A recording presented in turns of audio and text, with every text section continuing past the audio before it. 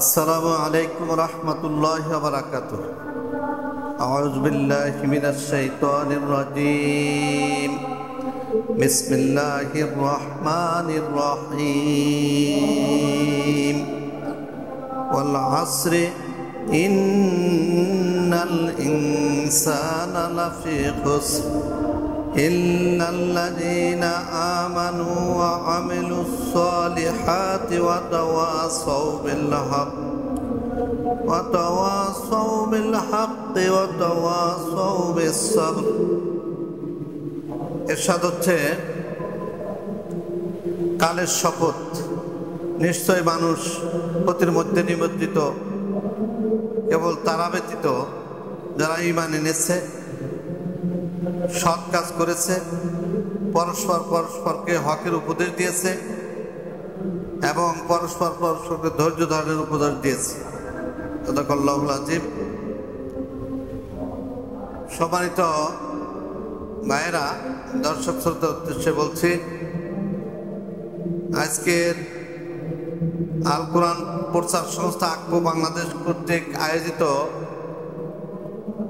Live অনুষ্ঠানে আমি 10 পেশ করছি মোহাম্মদ আব্দুস সবুর খান, শহর আমির, বাংলাদেশ জামাত ইসলামী, কুড়িগ্রাম শহর শাখা।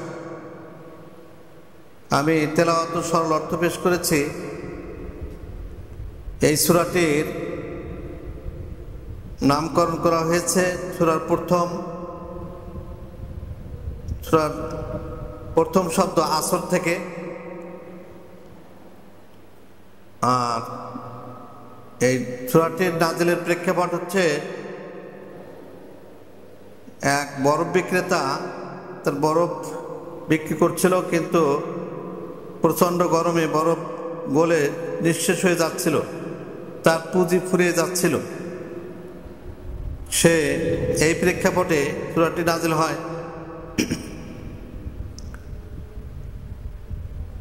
সম্মানিত ভাইরা, আল্লাহ রাব্বুল আলামিন কালের শপথ করে বলছে, যেহেতু সময় দুনিয়া সৃষ্টি থেকে শেষ পর্যন্ত সকল কাজের সাক্ষী, তাই রব্বুল আলামিন এখানে সময়ের শপথ করে বলছে, নিশ্চয় মানুষ ক্ষতির মধ্যে নিমজ্জিত। এখানে সকল মানুষকে আমভাবে বলা হয়েছে, সব মানুষ ক্ষতির মধ্যে নিমজ্জিত, কেবল তারা ব্যতীত। সকল মানুষ থেকে 4 শ্রেণীর মানুষকে পৃথক করা হয়েছে। ইল্লাল্লাযীনা আমানু, যারা ঈমান এনেছে, এই ঈমানদাররা ক্ষতির থেকে রক্ষা পাবে। ও আমিলুস সালিহাত, আর যারা নেক কাজ করে, আমলে সলে করে, এই শ্রেণী এই ক্ষতির থেকে রক্ষা পাবে। 3 নম্বর হচ্ছে ওয়াতাওয়াসাউ বিল হক, এবং যারা পরস্পরকে হকের উপদেশ দিয়েছে, তারা ক্ষতির থেকে রক্ষা পাবে।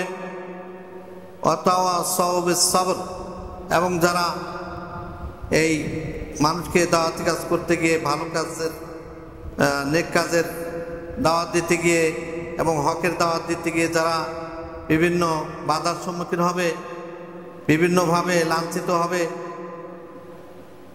তাদেরকে ধৈর্য ধারণের উপদেশ দেবে। এই 4 শ্রেণী ক্ষতির থেকে রক্ষা পাবে।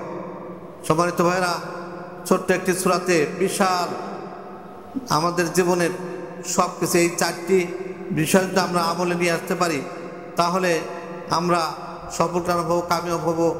তা আমি সংক্ষিপ্তভাবে বলতে চাই, আমরা যারা উপস্থিত আছি, আমাদের এই সময় কি, আমাদের জীবনের সময় খুব স্বল্প।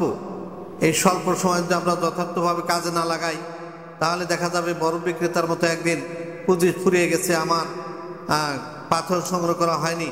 তাই সম্মানিত ভাইরা, আপনাদের উদ্দেশ্য বলছি, আমরা নিজেরা ঈমান আনব এবং অপরকে ঈমানের দাওয়াত দেব এবং নিজেরা আমলে ছলে করব, নেক কাজ করব, যত ভালো কাজ আছে, নেকের কাজ আছে, এগুলা করব এবং অন্যদেরকে দাওয়াত দেব। তারপরে নিজে হকের পথে থাকব এবং অন্যকেও হকের দাওয়াত দেব। আর বিপদ আপদে ধৈর্য ধারণের উপদেশ দেব। সম্মানিত ভাইরা, আমি সংক্ষিপ্তভাবে এই কথা বলে আজকের দর শেষ করছি। আল কোরআন প্রচার সংস্থা আকবো বাংলাদেশকে ধন্যবাদ জানাচ্ছি আমাকে আজকের এই লাইভ অনুষ্ঠানে দাওয়াত দেওয়ার জন্য।